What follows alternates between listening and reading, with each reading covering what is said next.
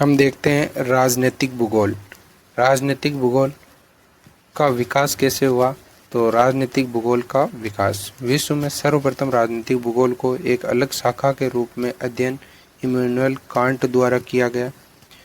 क्रमबद्ध या व्यवस्थित अध्ययन का श्रेय फ्रेडरिक रेडजेल को जाता है, इसीलिए इनको राजनीतिक भूगोल का पिता कहा जाता है। इन्होंने एक पुस्तक भी लिखी थी, राजनीतिक भूगोल, 1897 में।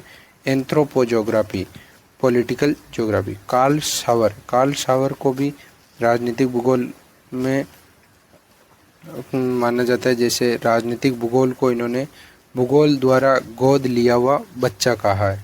कार्ल सावर का कथन पूछा जाता है इसी वजह से कि राजनीतिक भूगोल को इन्होंने क्या कहा, तो राजनीतिक भूगोल को भूगोल द्वारा गोद लिया हुआ बच्चा बताया है। राजनीतिक भूगोल के अध्ययन उपागम, राजनीतिक भूगोल के अध्ययन उपागम जैसे राजनीतिक पर्यावरण उपागम और शक्ति विश्लेषण उपागम कार्ल रेटर द्वारा दिए गए। राजनीतिक भूगोल का आकारिकी या संरचनात्मक उपागम और राजनीतिक भूगोल का कार्यात्मक उपागम रिचर्ड हार्टशॉन द्वारा दिया गया। तो चार उपागम हो गए, पर्यावरण उपागम और शक्ति विश्लेषण उपागम कार्ल रेटर द्वारा, और आकारिकी उपागम यानी संरचनात्मक उपागम और कार्यात्मक उपागम रिचर्ड हार्टशॉन द्वारा दिए गए। राजनीतिक भूगोल से संबंधित विचारधाराएं, राज्य की जैविक विचारधारा रेडजेल से संबंधित है, रेडजेल ने दिए। रेडजेल डार्विन के जीव विकासवाद से प्रभावित थे। राज्य को ये जैविक राज्य के रूप में मानते हैं। शब्द दिया इन्होंने लेबेंसरम, और इन्होंने कहा कि राज्य एक जीव है जो स्थान के लिए निरंतर संघर्षरत रहता है। तो यही हमारी हो गई राज्य की जैविक विचारधारा। किन्होंने दी? तो रेडजेल ने। अगले है राजनीतिक भूदृश्य की विचारधारा, ये फ्रांसीसी भूगोलवेत्ताओं द्वारा दी गई। राजनीतिक पारिस्थितिकी विचारधारा, पारिस्थितिकी विचारधारा यूएसए द्वारा दी गई। भूदृश्य की विचारधारा तो फ्रांस द्वारा, और पारिस्थितिकी की विचारधारा यूएसए द्वारा। यूएसए के भूगोलवेत्ता और फ्रांस के भूगोलवेत्ता। भूदृश्य फ्रांस के भूगोलवेत्ता, पारिस्थितिकी यूएसए के भूगोलवेत्ता। अगला आता है भू राजनीतिक जियोपॉलिटिक विचारधारा। इस शब्द का सर्वप्रथम प्रयोग रूडोल्फ केजलिन स्वीडिश भूगोलवेत्ता थे, इन्होंने किया। और विचारधारा का विकास कार्ल हाउसहोफर जर्मनी के भूगोलवेत्ता थे, इन्होंने किया। कार्ल हाउसहोफर एक भूगोलवेत्ता के साथ साथ सैन्य अधिकारी भी थे। 1924 में कार्ल हाउसहोफर ने भू राजनीति से संबंधित पत्रिका का प्रकाशन किया, जिसका नाम था जी स्क्रिप्ट फॉर जियोपॉलिटिक। हाउसहोफर पर रेडजेल, केजलेन, मैकिंडर आदि का प्रभाव रहा। ये राष्ट्रवादी थे, अपने विचारों को पूर्णतया जर्मनी पर केंद्रित रखते थे। राजनीतिक भूगोल का विदेश नीति से संबंध इन्होंने ही जोड़ा था। अब दो शब्द आए थे, भू राजनीतिक विचारधारा और राजनीतिक विचारधारा। तो भू राजनीतिक विचारधारा ये विस्तारवादी विचारधारा है, और संकुचित विचार सोच है, संकुचित विचारधारा है। भौगोलिक तथ्यों का अध्ययन राजनीतिक दृष्टिकोण से करते हुए युद्ध आदि की रणनीति, ये भू राजनीतिक विचारधारा है। लेकिन राजनीतिक भूगोल की विचारधारा ये क्रमिक विकास की विचारधारा है, विस्तृत और व्यापक विचारधारा है। यह आपसी समझौते, रणनीति आदि के संबंध में उल्लेख करती है। एक क्वेश्चन है जैसे इम्पोर्टेंट, इसको ध्यान करना हमें। राजनीतिक भूगोल के विकास क्रम का अध्ययन हम 3 वर्गों में विभक्त किया जा सकता है: वातावरण संबंधों का अध्ययन, राष्ट्रीय शक्ति का अध्ययन और राजनीतिक क्षेत्रों का अध्ययन। विभिन्न भूसामरिक विचार एवं विद्वान थेयर महान ये कहते हैं कि समुद्री शक्ति भूसामरिक विचारधारा है। स्थल शक्ति विचारधारा मैकिंडर ने दी। रिमलैंड की विचारधारा स्पाइकमैन ने दी। वायु शक्ति की विचारधारा सेवेरकी ने दी, वायु शक्ति सेवेरकी। और जियो स्ट्रेटजिक मॉडल ये कोहेन द्वारा दिया गया। समुद्र शक्ति महान द्वारा और स्थल शक्ति मैकिंडर द्वारा, रिमलैंड स्पाइकमैन द्वारा। और एक शब्द है वास स्थान, प्रशासनिक इकाई, ये रेडजेल द्वारा राजनीतिक भूगोल में प्रयोग किया गया। अब हम देखते हैं मैकिंडर का हृदय स्थल सिद्धांत। मैकिंडर वैसे ब्रिटेन के रहने वाले थे। इन्होंने हार्टलैंड थ्योरी दी थी। नौसेना की शक्ति के आधार पर इन्होंने हार्टलैंड थ्योरी दी थी। 1904 में प्रथम बार विचार रॉयल ज्योग्राफिकल सोसाइटी के सम्मुख शोध पत्र में प्रस्तुत किया था, जिसका शीर्षक था the geographical pivot of history, इतिहास की भौगोलिक धुरी, जिसमें इन्होंने 3 क्षेत्र बताए थे। धुरी क्षेत्र, आधार क्षेत्र, इसी को इन्होंने पिवोट एरिया या हार्टलैंड थ्योरी का हार्टलैंड शब्द दिया था। उसके बाद आता आंतरिक या सीमावर्तीय नगर, सीमावर्तीय अर्धचंद्राकार क्षेत्र। इसमें इन्होंने यूरेशिया के स्कैंडिनेविया से मंचूरिया तक, जर्मनी, ऑस्ट्रिया, भारत, चीन, पूर्वी और पश्चिमी एशिया के कुछ देश। उसके बाद आता है बाह्य द्वीपीय अर्धचंद्राकार वृत्ताकार क्षेत्र। इसको इन्होंने समुद्री ताकतें माना है। इनमें आएगा ब्रिटेन, कनाडा, यूएसए, दक्षिण अफ्रीका, ऑस्ट्रेलिया और जापान। इनको इन्होंने समुद्री ताकतें माना है। 1919 में पहली बार इसमें संशोधन किया और पुस्तक लिखी डेमोक्रेटिक आइडियल्स एंड रियलिटी। इसमें इन्होंने हार्टलैंड शब्द का प्रयोग किया। हृदय स्थल, हार्टलैंड, ये आधार धुरी क्षेत्र प्लस डेन्यूब नदी वाला क्षेत्र, एशिया माइनर, तिब्बत, मंगोलिया, इन सभी को इन्होंने हार्टलैंड में सम्मिलित किया। और इस क्षेत्र में इन्होंने बताया कि जल शक्ति का प्रवेश संभव नहीं है। अगर आक्रमण भी होगा तो केवल पूर्वी यूरोप से ही हो सकता है। इसीलिए इन्होंने हृदय स्थल इसको कहा है। और एक कथन इन्होंने दिया है कि जो पूर्वी यूरोप पर शासन करेगा, जहाँ से आक्रमण हो सकता है, जो पूर्वी यूरोप पर शासन करेगा वे हृदय क्षेत्र को नियंत्रित करता है। जो हृदय क्षेत्र को नियंत्रित करता है वे विश्व द्वीप पर शासन करता है, और जो विश्व द्वीप पर शासन करता है वे विश्व को नियंत्रण में रखता है। और विश्व द्वीप की संज्ञा में इन्होंने कहा कि आंतरिक और सीमावर्ती अर्धवृत्त क्षेत्र, जिसमें यूरोप, एशिया, अफ्रीका, यहाँ पर कुल जनसंख्या का 7/8वां भाग बताया इन्होंने। 8 में से 7 भाग की कुल जनसंख्या यही निवास करती है।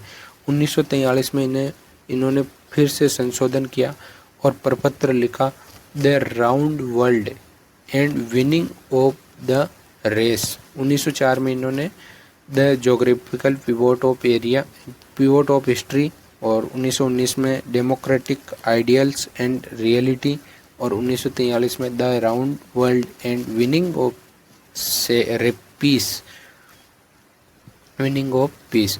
हार्टलैंड की सीमाओं में इन्होंने इसमें परिवर्तन किया और लीना क्षेत्र को इन्होंने यहाँ से पृथक किया और कहा कि ये हार्टलैंड का ही सबसे सुरक्षित क्षेत्र है, इसके अलावा से ये सुरक्षित नहीं है।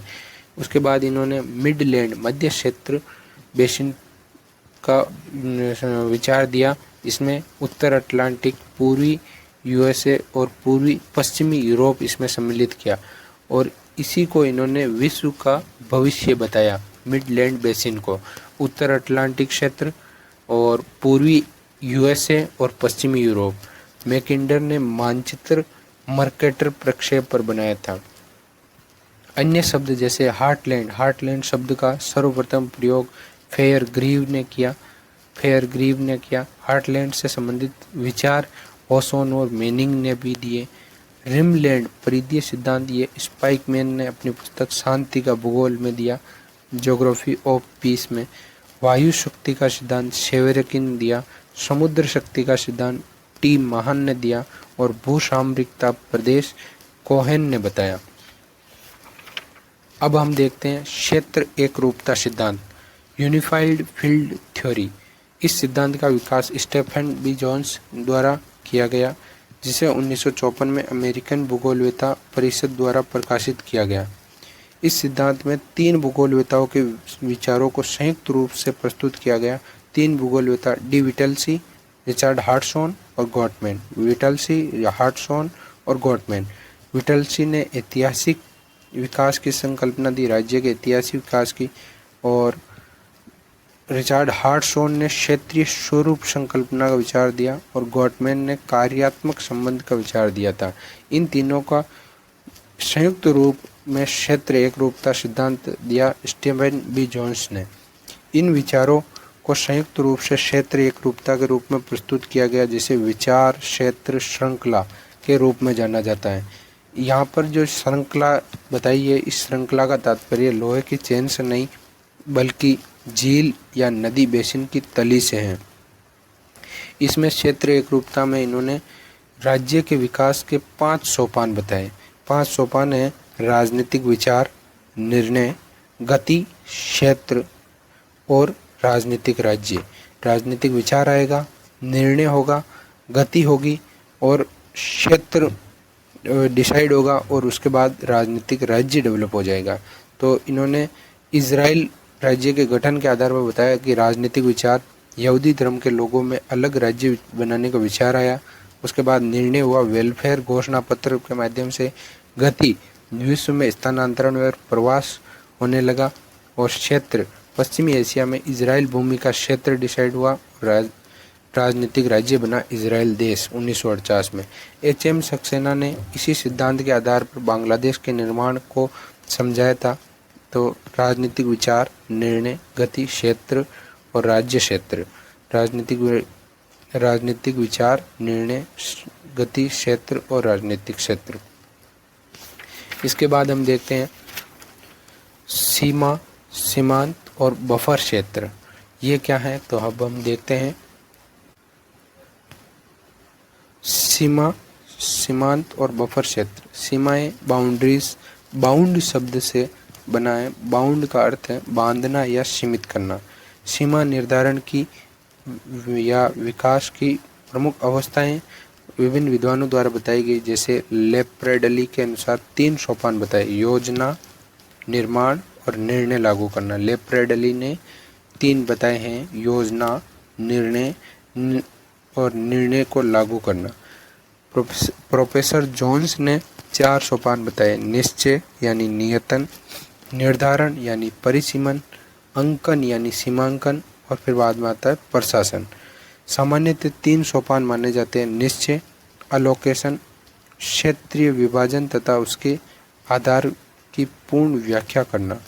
निर्धारण, डिलिमिटेशन, प्राकृतिक व सांस्कृतिक वातावरण की अत्यधिक महत्ता। संधि समझौते, लिखित व मौखिक परिभाषित। अंकन, डिमार्केशन, वर्णित सीमा का वास्तविक रूप से अंकन करना, स्तंभ या कांटेदार तार लगाकर। सीमाओं का वर्गीकरण। सीमाओं का वर्गीकरण को 2 भागों में बांट सकते हैं: आकारिकी या रचना संबंधी वर्गीकरण और जननिक या आनुवंशिक वर्गीकरण। आनुवंशिक वर्गीकरण पे आपको पता है सीमाओं पर वर्गीकरण हार्टशॉन ने कार्य किया था। आकारिकी या रचना संबंधी वर्गीकरण को फिर से हम 3 भागों में बांट सकते हैं: भू-आकृतिक सीमाएं, ज्यामितीय सीमाएं और प्रजातीय सीमाएं। Morphological classification. आकारिकी या रचना संबंधी सीमाएं, जिसमें भू-आकृतिक सीमाएं। भू-आकृतिक सीमाओं में जैसे पर्वतीय सीमाएं। पर्वतीय सीमाओं जैसे पिनेरीज फ्रांस और स्पेन के मध्य, आल्प्स फ्रांस और स्विट्जरलैंड के मध्य और स्विट्जरलैंड और इटली के मध्य, एंडीज चिली और अर्जेंटीना के बीच, पिनेरीज फ्रांस और स्पेन के बीच, आल्प्स फ्रांस स्विट्जरलैंड और स्विट्जरलैंड इटली। उसके बाद नदी सीमा के आधार पर रायो ग्रांडे नदी यूएसए और मेक्सिको के बीच, आमूर रूस और चीन के बीच सीमा, जेम्बेजी जिम्बाब्वे और जाम्बिया के मध्य, लिम्पापो दक्षिण अफ्रीका व बोत्सवाना के मध्य। झील सीमा, महान झील यूएसए में यूएसए व कनाडा के बीच बनाते हैं, सुपीरियर, ह्यूरोन, इरी, ओंटारियो, ये 4 जिले सीमा बनाती है। इसमें मिशिगन नहीं आएगी क्योंकि मिशिगन पूर्ण रूप से यूएसए में है। तो superior, Huron, eri, Ontario. Victoria झील सीमा बनाती है केन्या, तंजानिया, युगांडा के मध्य। टिटिकाका झील पेरू और बोलिविया के मध्य। प्रजातीय या भौगोलिक सीमाएं, जो जाति, भाषा, धर्म या सांस्कृतिक वातावरण के आधार पर डिसाइड होती है, वे प्रजातीय या भौगोलिक सीमाएं होती हैं। जैसे धर्म के आधार पर भारत पाक की सीमा, अरब व इजराइल के मध्य सीमा, ये भी धर्म के आधार पर। भारतीय राज्यों की सीमाएं निर्धारण भाषा के आधार पर। कांगो के 20 राज्यों की सीमा का निर्धारण जाति के आधार पर किया गया। ज्यामितीय सीमाएं, ज्यामितीय सीमाएं होती हैं जैसे अक्षांश, देशांतर या किसी नदी पर्वत से समान दूरी के आधार पर, या तो अक्षांश के आधार पर या देशांतर के आधार पर, या कोई नदी है, पर्वत है, उसके समानांतर दूरी के आधार पर डिसाइड हो जाए, ये ज्यामितीय सीमाएं होती हैं। जैसे 49 डिग्री यानी 49 डिग्री नॉर्थ अक्षांश, ये यूएसए और कनाडा के मध्य, ये कहाँ पर है, तो ये यूएसए और कनाडा के मध्य ये अक्षांश 49 डिग्री अक्षांश। 38 डिग्री अक्षांश, 38 डिग्री उत्तरी अक्षांश उत्तर कोरिया और दक्षिण कोरिया के मध्य, और 141 डिग्री पश्चिमी देशांतर, ये अलास्का वाला क्षेत्र और कनाडा के मध्य हैं 141 डिग्री देशांतर। इसके बाद आता है आनुवांशिकी वर्गीकरण। आनुवांशिकी वर्गीकरण का प्रयास रिचर्ड हार्टसॉन ने किया था। विश्व में नदी प्रणाली के अनुसार सांस्कृतिक वातावरण को आधार मानते हुए सीमाओं का आनुवांशिक वर्गीकरण रिचर्ड हार्टसॉन ने किया। ये रिचर्ड हार्टसॉन रहने वाले यूएसए के थे, लेकिन सीमाओं पर कार्य इन्होंने यूरोप में अधिक किया। द्वितीय विश्व युद्ध से पूर्व उस समय यूरोप महाद्वीप में सीमा विवादों पर इन्होंने विशेष कार्य किया। यूएसए में रेखात्मक सीमा निर्धारण का कार्य मार्क जेफरसन ने किया। हार्टसॉन के अनुसार सीमाएं 4 प्रकार की होती हैं।